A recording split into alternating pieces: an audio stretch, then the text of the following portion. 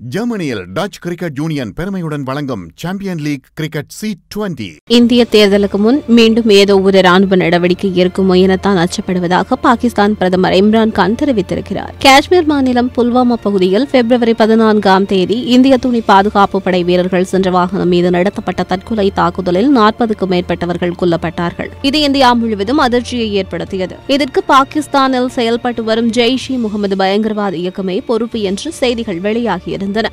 அந்த இயக்கமும் இதற்கு பொறுப்பேற்றுக் கொண்டது.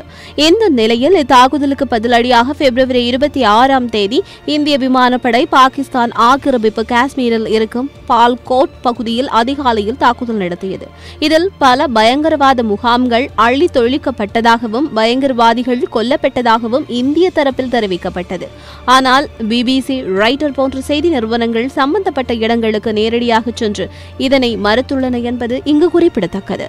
இந்நிலையில் இந்த தாக்குதலுக்கு பின் இந்திய மிக் விமானம் பாகிஸ்தானில் வீழ்ந்ததில் விமானப்படை வீரர் விங் கமாண்டர் அபிநந்தன் பாகிஸ்தானிடம் சிக்கிக் கொண்டார். அவர் 2 நாட்களுக்கு பின் இந்தியாவிடம் பாகிஸ்தானால் ஒப்படைக்கப்பட்டார். இதனால் இரு நாடுகளுக்கும் இடையே பதற்றம் குறைந்தாலும் எல்லையில் இரு தரப்பினருக்கும் இடையே துப்பாக்கிச் சண்டை அவ்வப்போது நீடித்த வண்ணமே இருந்தது. இந்த பின்னணியில் பைனான்சியல் டைம் இதழுக்கு அளித்த பேட்டியில் பாகிஸ்தான் பிரதமர் இம்ரான் கான் இந்தியாவில் பொது தேர்தல் நடப்பதற்கு முன் என்ன வேண்டுமானாலும் நடக்க வாய்ப்பிருப்பதாக எனக்கு செய்திகள் வந்து கொண்டிருக்கின்றன என்று தெரிவித்துள்ளார். மேலும் எனது ஆட்சி காலத்தில் புதிய பாகிஸ்தான் பிறந்திருக்கிறது. புதிய பாகிஸ்தானில் பயங்கரவாதிகளுக்கு இடமில்லை. பாகிஸ்தானில் பயங்கரவாத அமைப்புகளுக்கு தடை விதித்து அவற்றை செயலிழக்க செய்யும் நடவடிக்கைகளை நாங்கள் ஏற்கனவே தொடங்கிவிட்டோம்.